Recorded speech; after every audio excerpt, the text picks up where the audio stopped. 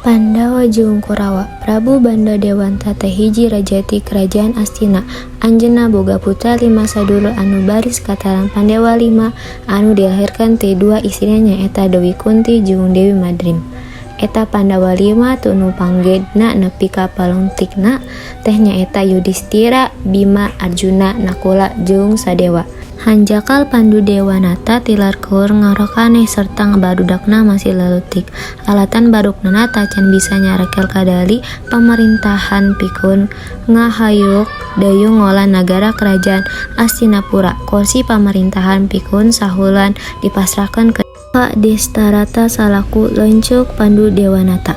Rancana pamasrahan tahta Astinapura kapala putra Pandawa putra Panduha kahalangan ku Dewi Gandari salaku pamajikan Destarata jeung salaku indung palaputra Kurawa. Dewi Gandari satake polah lumaku kumaha carana sangkan tahta Astinapura teh jaga tu ragrak kapala putra Pandawa salaku parawisah. Tapi ragrak ka pihak Kurawa salaku palaputra manehna ambisi Dewi Gandari dirojong ku adina nu ngarahna Haryasuman nu katalana Pating Sakuni hiji pati di kerajaan Astinapura.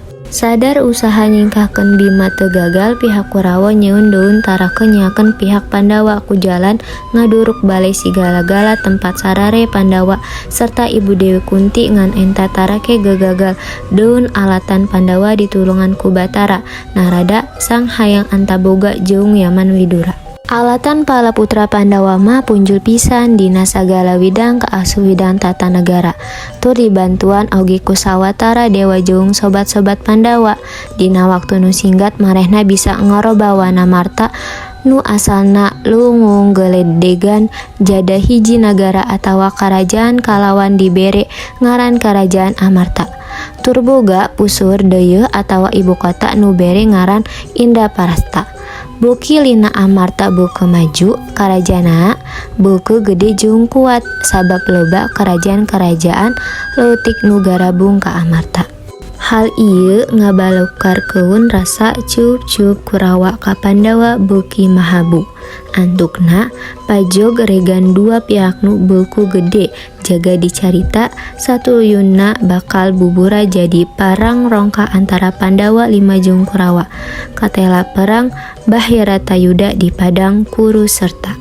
Muhun eta wayang dongeng ti kuring. Punten upami seueur kalepatan.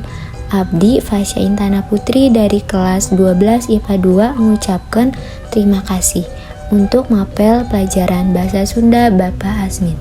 Wassalamualaikum warahmatullahi wabarakatuh.